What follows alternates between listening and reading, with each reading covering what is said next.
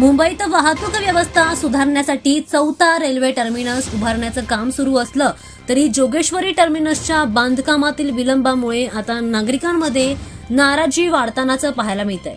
महत्वाकांक्षी मानल्या जाणाऱ्या या प्रकल्पाचं काम वेळेमध्ये पूर्ण न झाल्यामुळे प्रवाशांना अपेक्षित सुविधा अद्याप मिळालेल्या नाहीयेत। माहितीनुसार जोगेश्वरी टर्मिनसचं बांधकाम पूर्ण करण्याची मुदत आतापर्यंत 3 वेळा पुढे ढकलण्यात आली आहे। यामुळे प्रकल्पाच्या गतीवर प्रश्नचिन्ह निर्माण झालंय।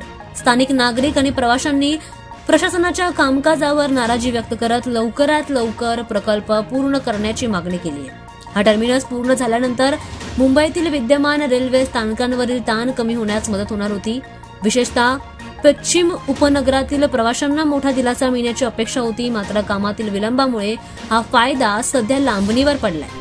दरम्यान संबंधित अधिकाऱ्यांकडून काम वेगाने पूर्ण करण्याचं आश्वासन देण्यात आलंय, तरीही नागरिकांना प्रत्यक्षात काम पूर्ण होण्याची प्रतीक्षा लागली आहे। या प्रकल्पाकडे आता सर्वांचंच लक्ष लागलं असून लवकरच यावर ठोस निर्णय होण्याची अपेक्षा व्यक्त केली जाते।